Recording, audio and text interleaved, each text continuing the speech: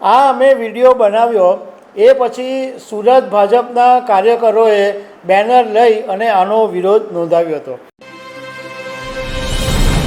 પ્રધાનમંત્રી નરેન્દ્ર મોદીના માતાની સામે બિહારની એક સભામાં જે અભદ્ર ભાષાનો ઉપયોગ થયો અને એ પછી અમે ખબર છે .com ઉપર એક વિડીયો બનાવેલો કે ગુજરાતનું જે આઈટી સેલ છે એણે નાદારી નોંધાવી છે। મતલબમાં ગુજરાતનું આઈટી સેલ બિલકુલ નિષ્ક્રિય છે, કારણ કે કોઈ એવા કોમેન્ટો કે કોઈ ટાર્ગેટ કે કોઈ મતલબમાં ગુજરાતના મુખ્યમંત્રી હોવા છતાં પણ ગુજરાત ભાજપમાં કોઈ સક્રિયતા દેખાતી નહોતી।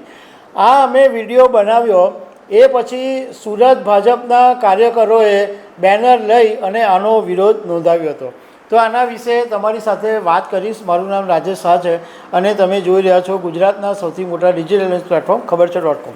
બિહારની અંદર ઇન્ડિયા ગઠબંધનના નેજા હેઠળ જે વોટ અધિકાર યાત્રા ચાલી રહી હતી અને એના મંચ ઉપરથી 27 ઓગસ્ટ 2025ના દિવસે દરભંગાની અંદર પ્રધાનમંત્રી નરેન્દ્ર મોદીની માતાની સામે અભદ્ર ભાષામાં ટિપ્પણી કરવામાં આવી અને એના ઘેરા પ્રત્યાઘાત બી પડેલા હતા।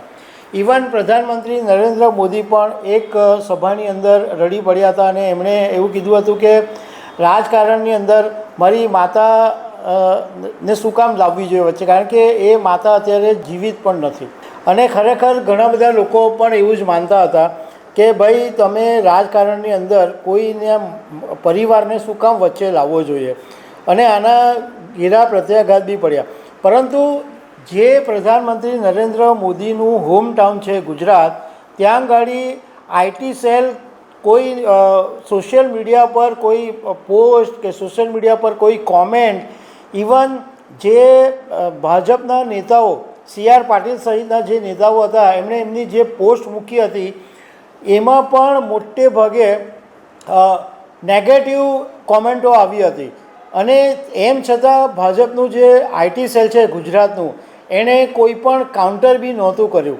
એટલે અમે એક વિડીયો એવો બનાવેલો હતો કે ગુજરાતનું આઈટી સેલે નાદારી નોંધાવી છે, શું ગુજરાતનું આઈટી સેલ ગોદડા ઉડીને સૂઈ ગયું છે। અને એ વિડીયો અમે બનાવ્યા પછી 8 સપ્ટેમ્બર 2024ના દિવસે સુરત શહેર ભાજપે એક કાર્યક્રમ રાખ્યો ઈચ્છાનાથ અથવા લાઇન્સની અંદર અને બેનરો લઈ અને વિરોધ કરવામાં આવ્યો કે માતા કા અપમાન સહન નહીં કરેગા હિન્દુસ્તાન, અને એવા બધા બેનરો લઈ અને ભાજપના કાર્યકરોએ થોડા વખત સુધી દેખાવો કર્યો અને રાહુલ ગાંધી કોંગ્રેસ એની સામે ટિપ્પણીઓ પણ કરી। પણ 13 દિવસ પછી સુરત શહેર ભાજપના કાર્યકરો અને નેતાઓ જાગ્યા કે પ્રધાનમંત્રી નરેન્દ્ર મોદીની માતાની સામે કોઈ અભદ્ર ટિપ્પણી કરી જાય અને 13 દિવસ સુધી ભાજપનું આઈટી સેલ અને ભાજપના નેતાઓ સૂઈ ગયા હતા। તો દર્શક મિત્રો, આવી અનેક વાતો સાથે અમે તમને મળતા રહીશું। Thank you very much.